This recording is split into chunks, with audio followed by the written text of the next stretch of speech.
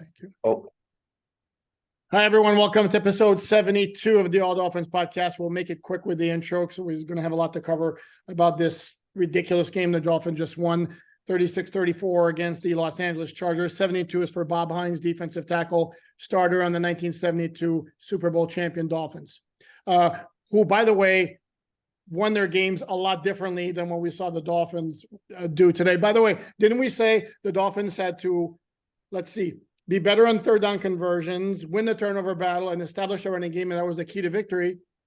I'm joking, because if we did say that, because it applies to a lot of games, Dolphins were on the downside in every single category. But the bottom line is, if Tua is going to throw for 466 yards and Tyreek Hill is going to catch 215 yards worth of passes, does anything else really matter? yeah. I mean, you would like to play good football all around and not play hero ball, but, sometimes hero ball is all you need to deliver. But, I mean, let's not pretend like the Chargers didn't have a phenomenal game, because they played a very good game. They were 9 of 15 on third downs. They ran for 234 yards. Total 433 yards. The Dolphins defense could not stop them. But you know what the value of having an elite quarterback, and yes, I said elite because this is the season of Tua, it's having a quarterback who can answer the call on all those occasions. And yes, Tyreek Hill delivered some phenomenal plays that led to 215 yards on 11 receptions.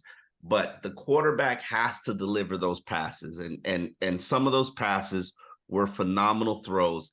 The step up in the pocket to deliver on that third down, that critical third down in the fourth quarter to keep that drive alive and move the team the length of the field on that 75-yard drive.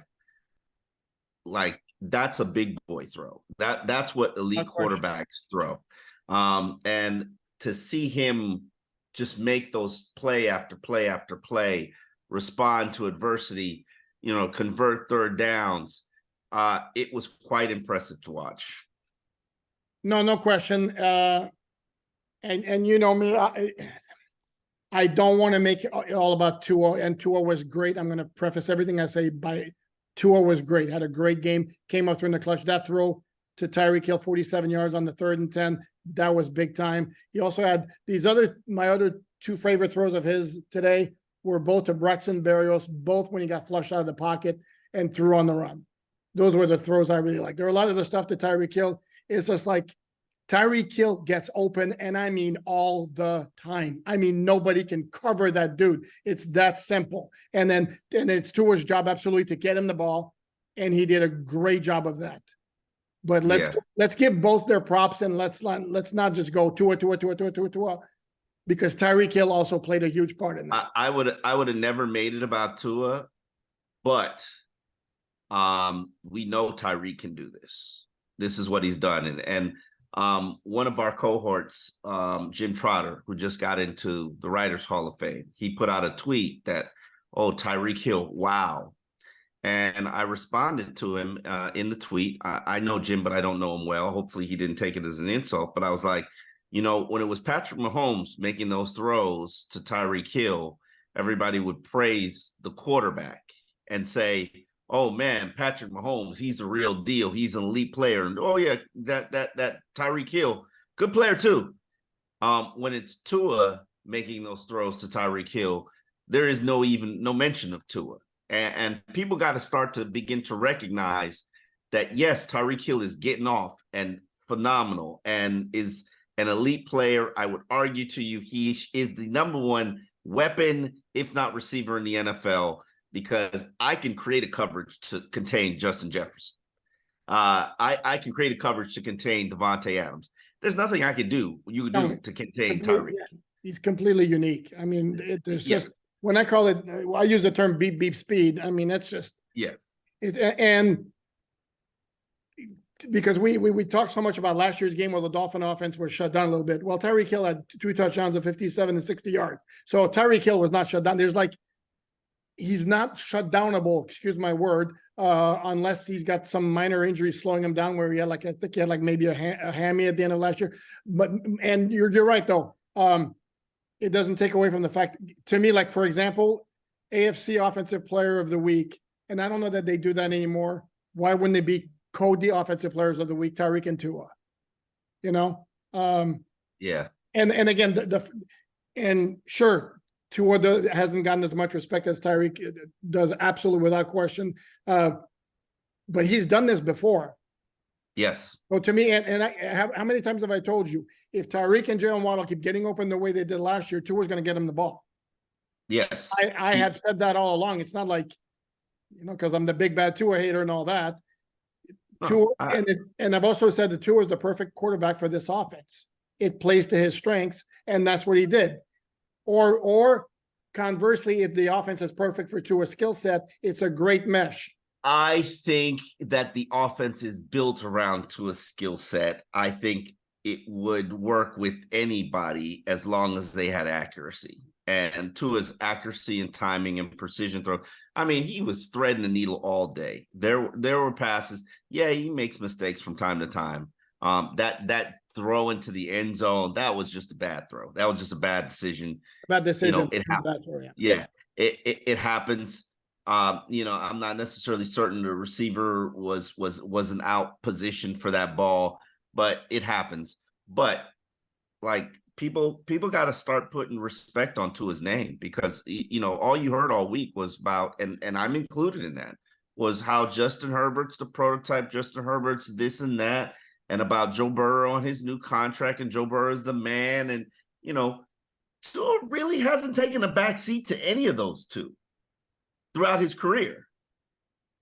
Well, but again, it's different circumstances too, because, I hate that we're getting into this conversation, which completely is diving away from the game. We should focus more on the game. But the only thing I'm going to say is when it wasn't so productive his first 2 years, it was all about, well, didn't have anybody around him.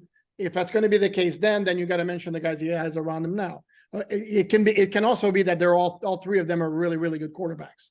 They are really good. And Tua with what he's had around him has been very, very good the past 2 years. Jalen Hurts, it's a great quarterback class. It was one of those legendary 1983, 1999.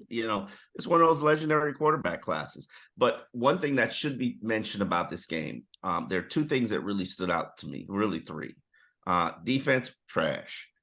I get it that you finished, except then we needed to get it done.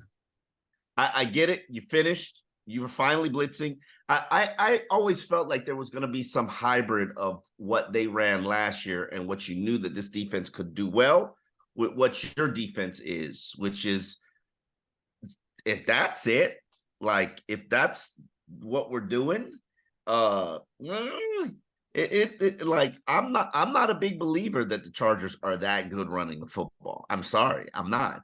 And we'll eventually get into the David Long conversation and the fact that Andrew Van Ginkel basically replaced David Long, which was like mind-blowing to me. But like, what are you doing? What are you doing? You're just playing zone coverage and keeping everything in front of you. I didn't see any confusion or the sky. It looked like you were playing your preseason defense, or and the edge guys. Except for turning it up with the blitz and at the last minute, Justin Herbert was pretty comfortable in that pocket, as was Tua. Phillips had a couple of plays where he made Herbert move up in the pocket and force him through. A couple, but I didn't notice Bradley Chubb, at all. I noticed Christian one series. He had a couple of good plays, and the third down stop where Jerome Baker blew up that play. It was a shovel pass to Quentin Johnston, on a 3rd and 2. And Baker blitzed late and completely pushed back the offensive lineman where Johnston couldn't turn up, and then Wilkins was right there to finish up the play. Outside of that, we didn't notice Christian. They were getting gashed up front like crazy. Holy moly, that was not good. And then Austin Eckler's good back. He's not that good. No, correct. But the Chargers offensive line with everybody in the lineup is a pretty solid unit. And if you notice, though, the Dolphin defense certainly did limit the damage in the passing game. Like Mike Williams was barely a factor. Keenan Allen had. What you talking about? Like, dude, what am I talking about? How many PIs did they Mike draw? Williams had 4 catches for 45 yards. Seriously. Yeah, that was pretty good. Pretty good performance, 4 or 5 catches for 45 yards. Keenan Allen, 6 of 70. Yeah, it's not Tyreek Hill numbers, but 445 for like a bona fide big time wide receiver. That's not doing a good job against him, dude. What do you want? no, that was not a good performance from the secondary. I will not accept that. 3 pass interference calls on Xavier Howard. Like, no, my standards are a lot higher than that. Okay, Javon Holland, Herbert threw for more than it was like 330 or 340 last year in this game. who? The Chargers quarterback, Justin Herbert, in this particular game Okay, last year, Herbert, threw for like 320, 330 yards. I'm a little surprised. Yeah, he only threw for 228 yards, which is, I mean, when you run the ball 300 yards. Correct. Like, I mean, they wound up with what? 234. Yeah. No, I'm talking about total offense for the Chargers was 433. That's not good defense, but to me, it was about getting gash in the running game. It wasn't about the secondary and the pass defense being horrible. I don't even know. God, 14 tackles for Javon Holland. That's obscene. 13 tackles for Deshaun Elliott. Like that. Yeah, you're tackling guys 5-6 yards too many on running tackles. plays. Yeah. Another thing I want to highlight was the offensive line. And listen, we've been talking about it, and I'm not trying to pop our collar or say anything, but this is a different Austin Jackson. There is a transformation that's happened both physically and mentally, and he played like a big boy today. He made himself a lot of money today going up against Joey Bosa, and Kendall Lamb, who, you know, a guy I covered him, wrote a story on him for alldolphins.com. Man, does that guy live with a chip on it? It's a boulder on his shoulder. It's not a chip. It's a mountain on his shoulder, and the Appalachian Mountains are on this man's shoulders. And he played like he belonged. And I'm not sitting here saying that he can replace Teron Armstead and we don't have to bat an eye, but this is a man who showed up and showed out in the season opener and let you know that, hey, I'm here, and you don't have to worry about this spot. And I thought they did an effective job running the ball early till, like you've warned me, Mike McDaniel abandons it and falls in love with the pass game. It's you know, we talked about it on QM. It's like a drug. It's like a drug, and it's like an addiction. I can't even take credit for that. He's addicted to passing the ball. But except when it's working and humming the way it did today, can you really blame him? There was one series in the second half early on, and I couldn't even tell you how it ended. Maybe in the drive that ended with the pick in the end zone, where they ran the ball 4 straight times on first down, and the gains were like 3 yards, -3 yards, 1 yard, -1 yard. Literally, it was four carries for 0 yards. And I'm like going at that point, they'd barely run. I'm like, okay, stop running on first down.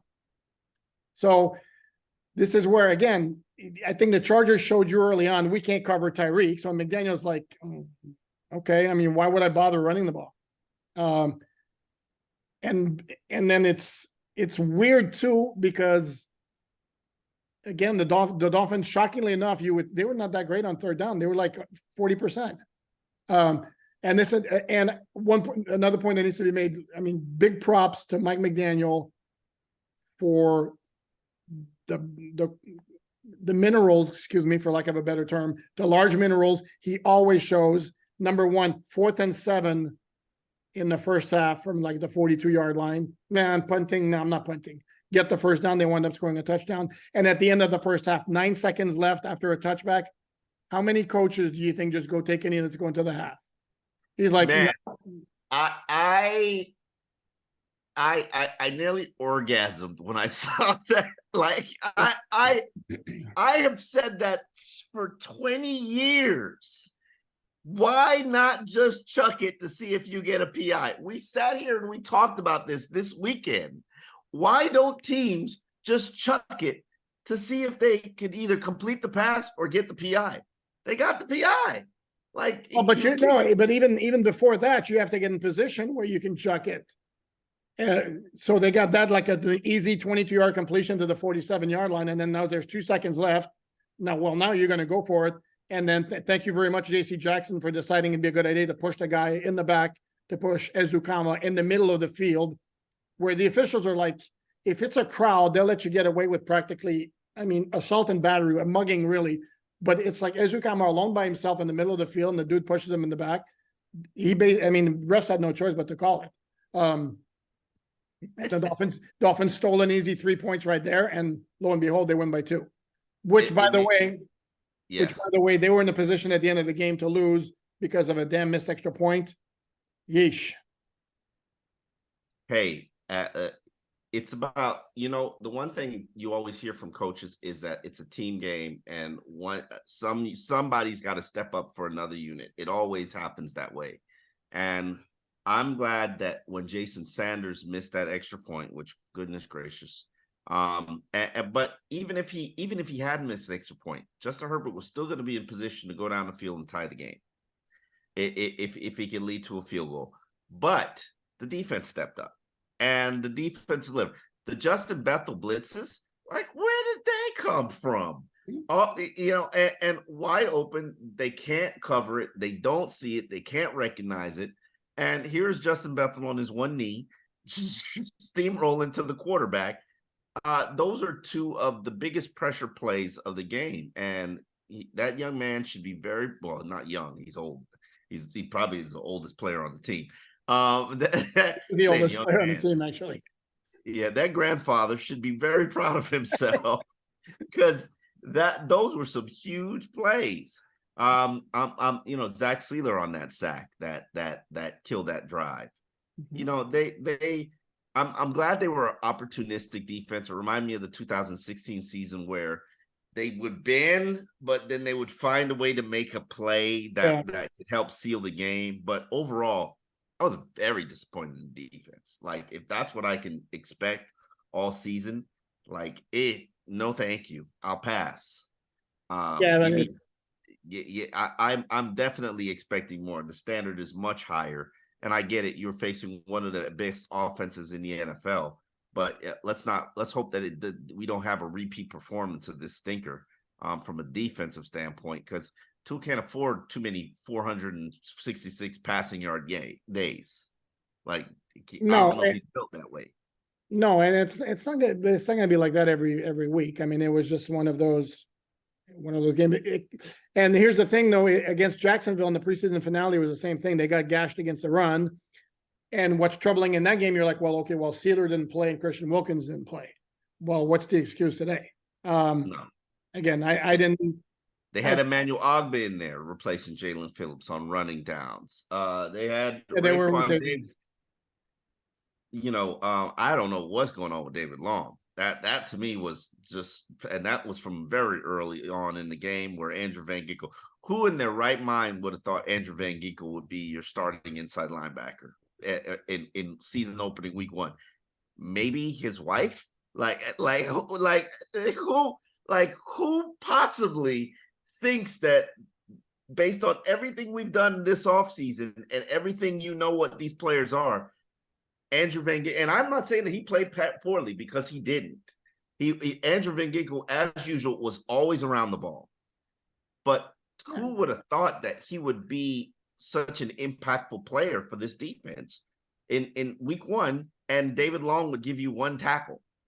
No, and the one time I did notice David Long is he was chasing Keenan Allen down the field, down the left sideline on a 36-yard completion. That was his 1 tackle, yes. I mean, why is he covering Keenan Allen down the field like that? What's wrong with that picture? Something not driving there. Can we give a little props also, since we're throwing out props, moving away from the defense? Durham Smythe showed up. Man, yeah. 3 receptions for 44 yards. Listen, I take all the disrespectful things I said about the tight end unit. I never say anything disrespectful to Durham Smythe. I know who he is. Correct. But I didn't expect the tight ends, and obviously the Los Angeles Chargers didn't expect Durham Smythe to be that much of a factor either, because they didn't really bother to cover him, which is exactly on the 4th and 7. Yeah, on the 4th and 7 is like he released Slade, and it's like nobody around him. as expected, as somebody said right here on this very podcast, Devon Achane was inactive. I have to toot my own horn. Again, it's just logical that it would happen. Cedric Wilson, and again, not a surprise that he would not be active. Very interesting because he kind of like basically lost a spot. If we're going to look at the pecking order of wide receiver, I would say River Craycraft is 4, Eric Ezukama is 5. It's very interesting that one play we saw the end around with Ezukama, but then he took like it was a handoff or a pitch in the backfield on a 3rd and 3, where he gained the first down. It was called back because there was a holding penalty against Connor Williams, who just kept hanging on to Eric Kendricks. 7 yards downfield, long past the chains. It to me, it looked like an iffy call, but why are you? Do you It's even an have? iffy call. It wasn't. Connor Williams deserves to be reprimanded for a lot of things he did in that game, but that was not the play to be reprimanded him because it was a.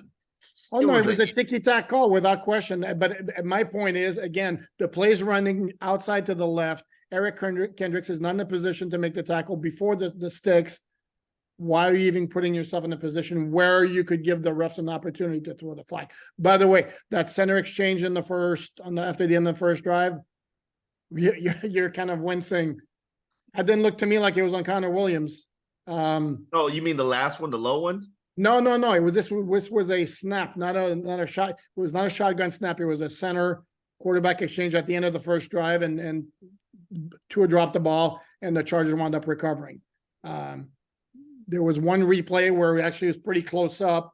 Looked like the snap was fine, and then I don't know what happened, whether it slipped or Tua bobbled or whatever. The shotgun snap, the other one was at the knees.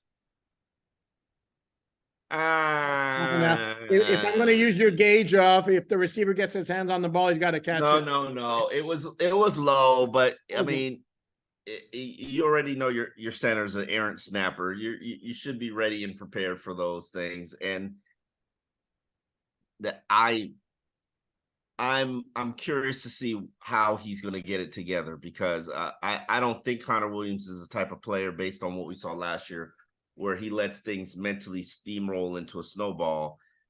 But yeah, this is I saw him all week at practice, and I didn't go up and talk to him about his snaps just because, you know what, didn't want to make it a bigger issue than it was, and wanted to say, you know what, I'm giving you a little bit of grace because I was all over you last year when snapping was all over the place, and you found a way to fix it and deliver it. But now it's in the regular season where the games matter, brother. Like, what's going on?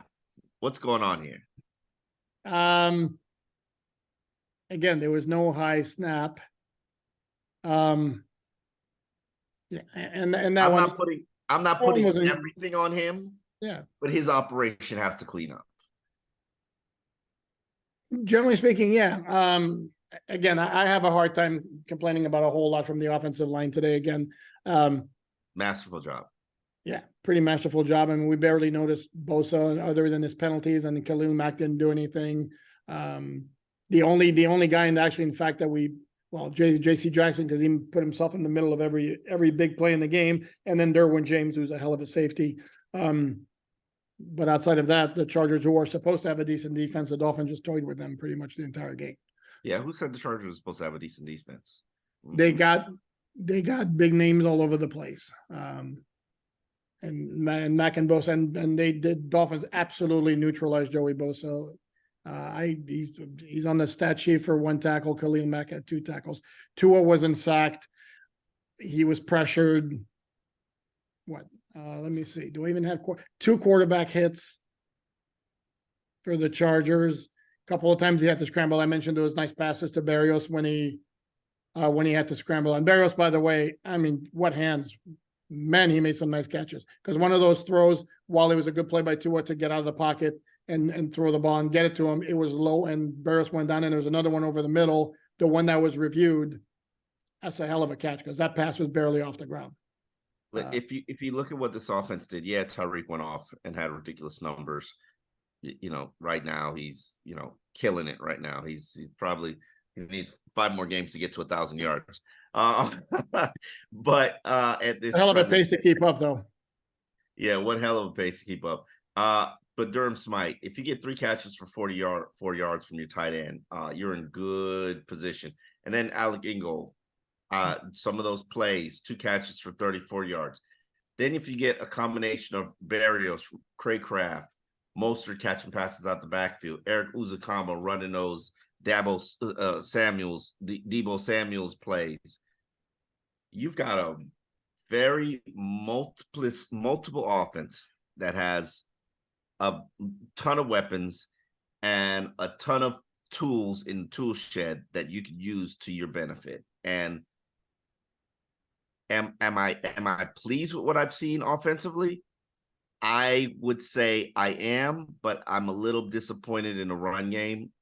It kind of comes off fraudulent, but I know the intentions were there and it just didn't execute. And I'm not necessarily putting it all on talent. I'm not necessarily putting it all on play calling, but I believe that you can run on the Chargers, and the fact that you couldn't is sort of an indictment on that. Again, I'm going to have a very hard time agreeing with you in this particular game when they put up 500 and what was it, 540 yards of offense. I mean, come on, dude, seriously. There will come a time where they will need the running game to contribute to a win. Okay, when that time comes, let's see how it performs. This happened to be a game where they didn't need it. It didn't matter. They were moving the ball up and down the field, and then Dolphins scored 36 points. They left, 1 point on the field for the PAT. They left 3 or 7 on the field for the fumbled snap. They left 3 or 7 on the field for the Tua's bad decision on the throw to Barrios. So, I mean, again, it's not because the Chargers didn't stop them. The Dolphins punted once. And by the way, Dolphins did all of this. Jalen Waddle had 1 catch in the second half. And if you notice, he wasn't always on the field late in the game. And Mike McDaniel said afterward that he was dealing with something that was painful. And he wanted to be there, but he was doing something that was painful. So I don't know, was it the oblique flaring up again? I don't know. But there were a lot of games last year when it wasn't just Tyreek. It was, if you remember the Baltimore, this to me kind of felt a little bit like the Baltimore game. Where it does have a feel, the Baltimore where game. Chargers couldn't stop him. Tua was going to pass for 400 yards. Tyreek was going to get, high 100s, 200 yards. The only difference is that in that particular game against Baltimore, Waddle also had the big numbers, whereas today was mostly concentrated on Hill in terms of the receivers. Here's the other thing too is, I said this before the game and certainly still applies. It's a lot bigger win. The significance of the win is a lot bigger than the significance of a loss would have been. And on top of everything else, in terms of the fact that you beat a good team on the road, this is a game, if it comes down to a tiebreaker at the end of the season, you got that one notched in the column against the Chargers. And I was just thinking that. No, and if you don't think that's big, if you recall, had I told you the last Sunday night game in October last year against the Steelers, when the Dolphins slugged out an ugly 16-10 win, that's what put the Dolphins in the playoffs, that win in October, because they finished tied with the Steelers. And that's where the Dolphins got the tiebreaker. So those wins, yeah, they count just as much. It's not as dramatic if you lose, because there's a lot of season left where you can compensate for it. This is why the people talk about like the games in December are more important. Yeah, because you have less margin for error on the back end as opposed to game one. But this is actually was a really, really big win for the Dolphins. No question about it. No question about it. Obviously, I'm going to try to create a tradition here for our post-game wrap-ups. I want you to give somebody the Sombrero Award, which is, do you remember the Sombrero? I know your memory is very good. It was Paul Pasqualoni's defense. Okay, nice. It's the Sombrero means it's all on you, which was and Channing Crowder makes fun of it all the time, because you're the key element of this game that leads to the performance that we had. So who was your key performer of the game? I'm going to split the Sombrero in half and go Tyreek and Tua. This is the one and only Sombrero that you will be allowed to split. How about I give a Sombrero to Tua and give Tyreek a poncho? Even better. I'm gonna have to give it to Tua from this standpoint. Uh Everybody knows the big matchup, everybody knows the comparison, taking it on the road, still talking Super Bowl, said it today after the press conference, not backing down from it. That's where we want to end up. Yeah, he shouldn't. And when your quarterback plays like that and performs like that, how do you doubt him?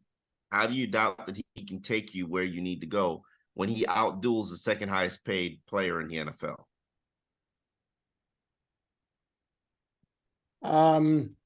No, it's a great performance.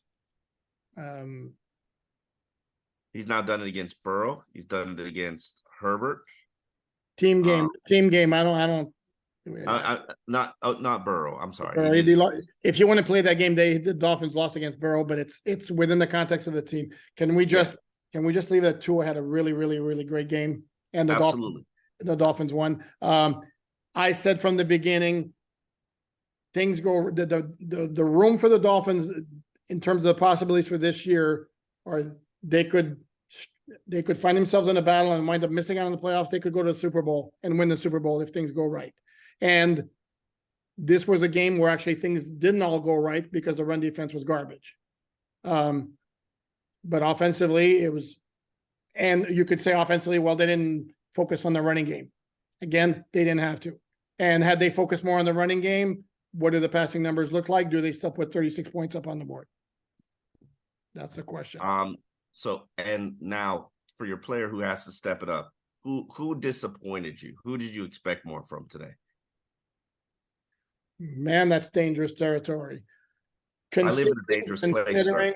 Sorry? I said I live in a dangerous place, sir. Well, there are a couple of guys who really stand out to me. Number one is X. I mean, when he gets flagged 3 times, we can argue all we want that some of them could have been let go. I've seen worse offenses not get called. But still 3 penalties is 3 penalties.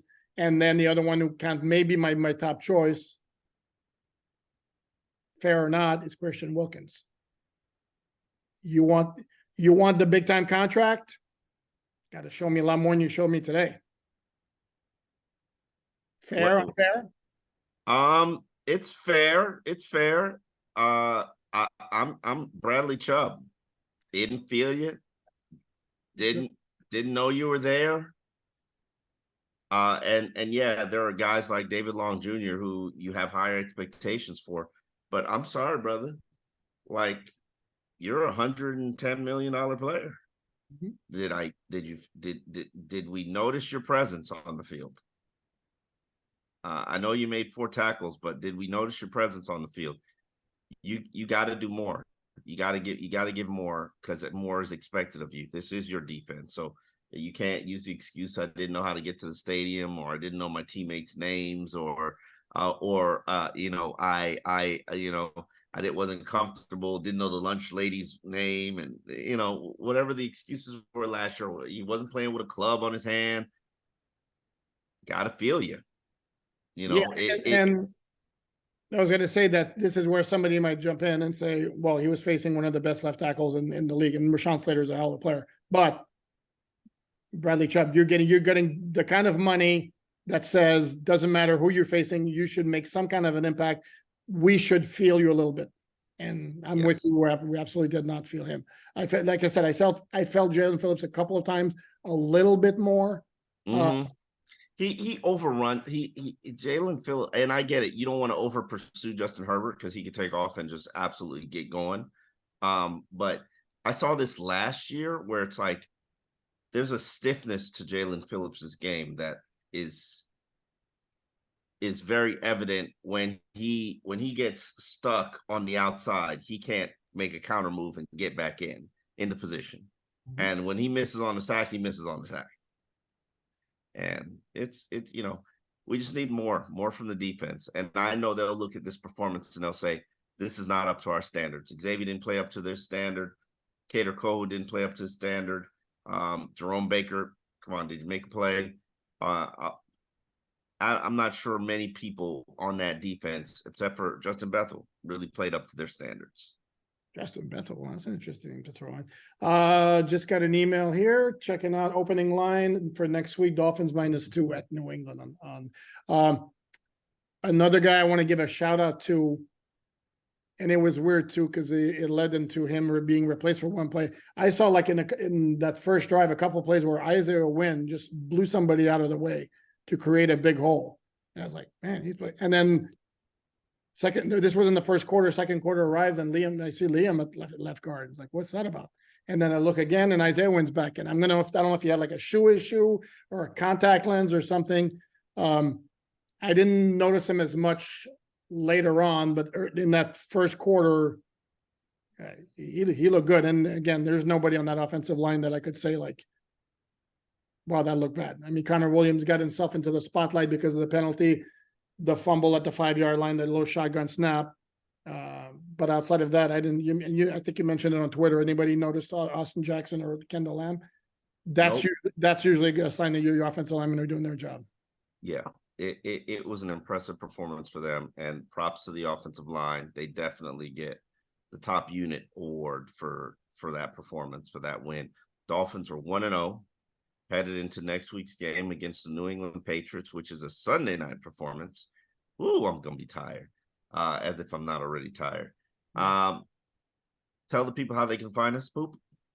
Where can they find us? They can find us our written work, alldolphins.com.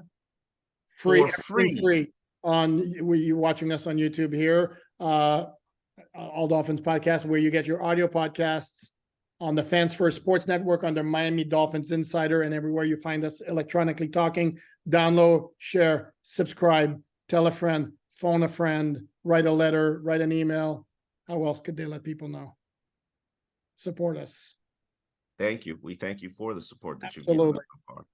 So we will see you next week. Next week. How about tomorrow? Yeah, it's next week. Does the week begin on Sunday or Monday? Which That's a very good question, actually. Depends on which. I believe technically it starts on Sunday. I could be right if I remember correctly. You are correct. I know you are correct. Okay, we'll be here Monday. Yes, we'll be here Monday. Okay, until then.